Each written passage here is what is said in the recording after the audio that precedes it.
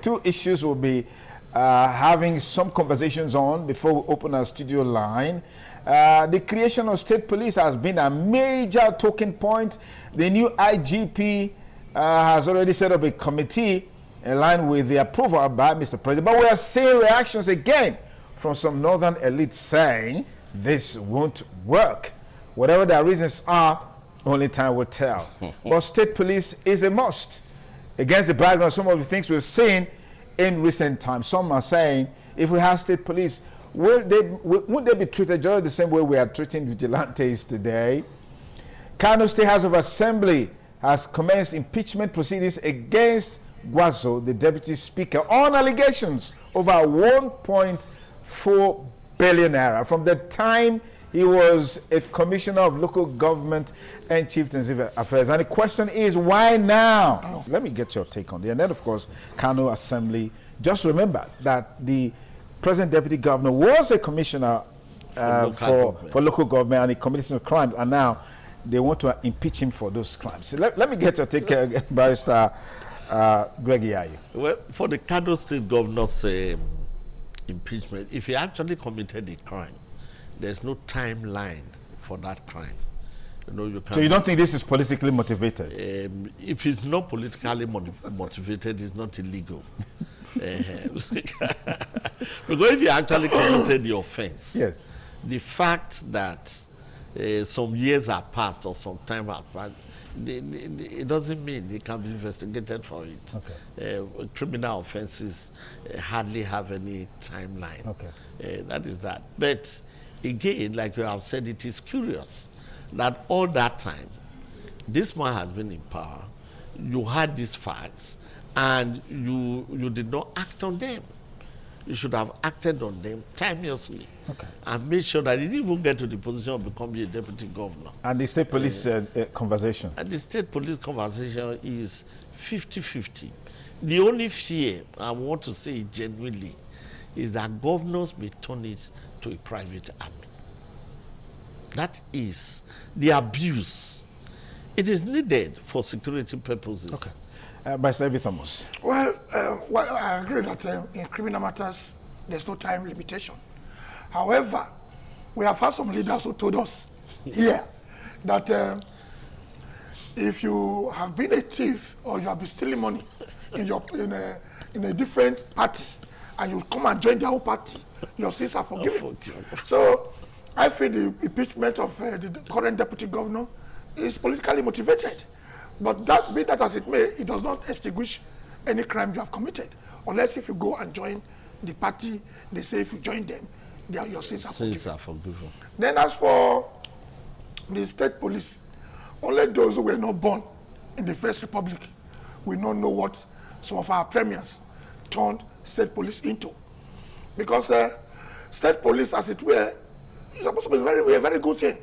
Look at what the vigilante in Yoruba land they are doing.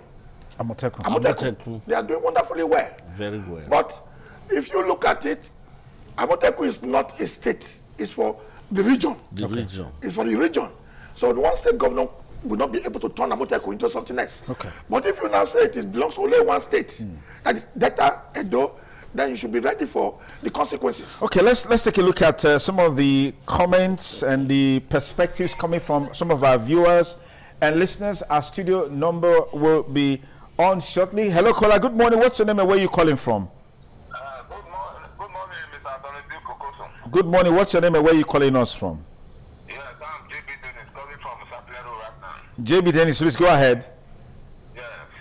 The war between U.S. and Iran, it's already affecting Nigeria. In the sense that petrol price now is up to 1,200. Now, if the government is having maybe happy people in house, why can't they now bring the temporary subsidy to quench the suffering of the masses? Okay. Yes. Now, if you look at now, the America said that they are already prepared. Anytime the war ends, if it is 10 years, they are prepared for that. Then the federal government, they are making more money because the crude oil like people, the commoner, they are suffering. advise that they should bring temporary subsidy to coach the effect of the shopping. Okay. That's my contribution. Thank you, JB. Dennis, our first caller on the program, Politics Today. Studio number 080-7777-0300. Hello, caller. Good morning. Tell us your name and where you're calling from. This is Politics Today. Good morning, my lovely brother. Son is Duke of Koso. Good morning. My name is Solomon Ataga. Please, if talking to you is what I achieved today, is a lot because we saw your picture every day at your Unibank. Thank you. At least in this program now, you are no more a baby. At least Iraq and America were not fighting when the president came on board, when Nigeria priced petrol 1,005. And we are still living today. But my advice is this. Those who are supporting terrorists in the world should not be encouraged. To me, we respect Donald Trump a lot because it's like the religion we are taking others for granted. Feeling maybe they cannot have because there were opportunity for Iran to retreat for all this their perpetrators. Just as my caller said before, this time now Nigeria as a country is making a lot for crude oil. And that's what we are shouting that this refinery can supply Nigeria. So I believe this time Nigeria as a country is making a lot of crude.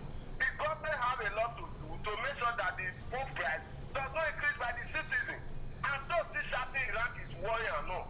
Nigeria is not blessed by crude oil in low. We should know this. If the world decides to take its part today, all countries should stay on their own. Does that mean Nigeria will not exist as a nation again? Okay. That's my question. Okay.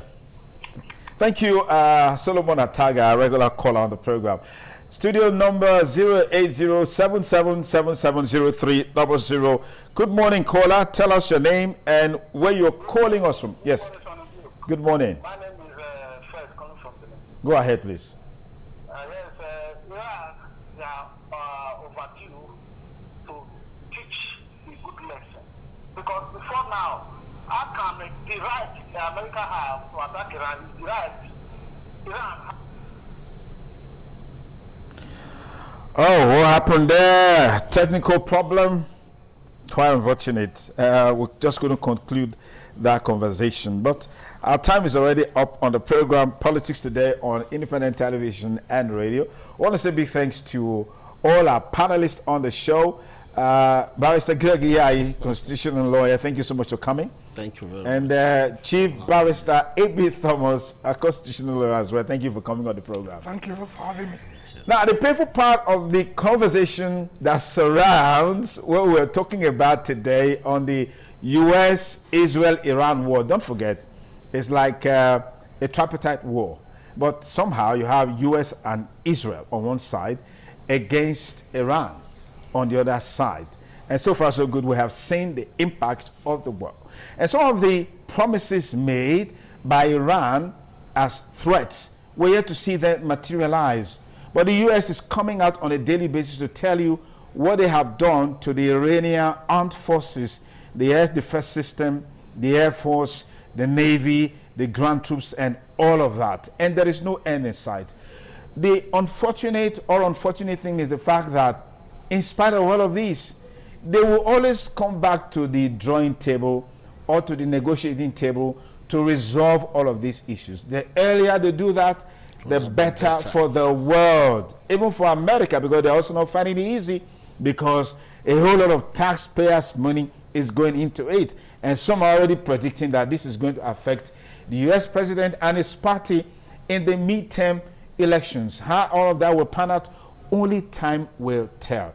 But we must work to engender peace on a global stage, engender stability, because no development can actually take place in an atmosphere where there is no peace. Trying to export terror to other parts of the world, we see now at the end of the day who is suffering the brunt. The Iranians, the Iranian people, they are the ones suffering the brunt. Now, sometime last year, there was water scarcity in Iran. People couldn't get access to water. And the level of hunger and poverty in Iran is so excruciating. So imagine all of those billions of dollars they've been getting from aid, even from US. And then from the sales of crude oil to China and to Iran, they were putting all of that to improve the loss of the country. The country would have been better. In spite of all the sanctions and all the limitations and restrictions, they are still able to make some of this progress that we're seeing, even though it is negatively, imagine how Iran would have been. Time now is for us to advocate for peace and the world to come together and engender peace. That's my take on the program today. Thank you for staying. Do have a beautiful weekend ahead. Bye for now.